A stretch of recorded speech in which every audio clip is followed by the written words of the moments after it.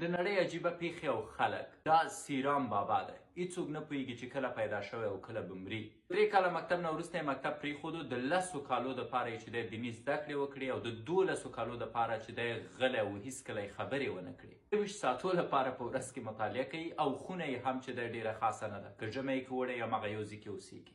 د 10 هندي کلدارو نه ډېرې چانه نه اخلي او سره د دې چې کمې پیسې اخلي، خو په میلیونهاو هندي کلدار یې غریبانو ته بیرته ستنې کړي دي او د هغوی ژوند یې ورباندې ښه کړی.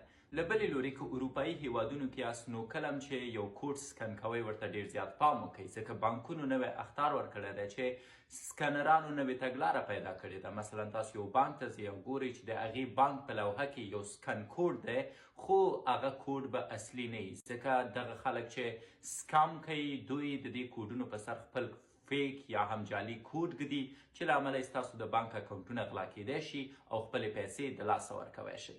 او بالاخره د ازمو لب په نوم یو کمپنۍ اوس وایي چې کولی شي بوی له یو ځایه بل ځای ته ولېږدوي، لکه څنګه چې تاسو انځور له یو ځایه بل ځای ته لیږدوی شئ. اوس دا نوې کمپنۍ په دې کار کوي چې د انځور تر څنګ څنګه بوی ولېږدوي. مثلا یو نفر ډېره ښکلې پیزا پخ کړې او تا ته عکس درلیږي. اوس نه یوازې دا چې ته هغه عکس کتی شي، بلکې په نږدې راتلونکي کې به د عکس تر څنګ د هغې بوی هم حس کولی شي. او دوی وایي چې تقریبا 90% تجربې بریالی دي او په دې برخه کې کار کوي.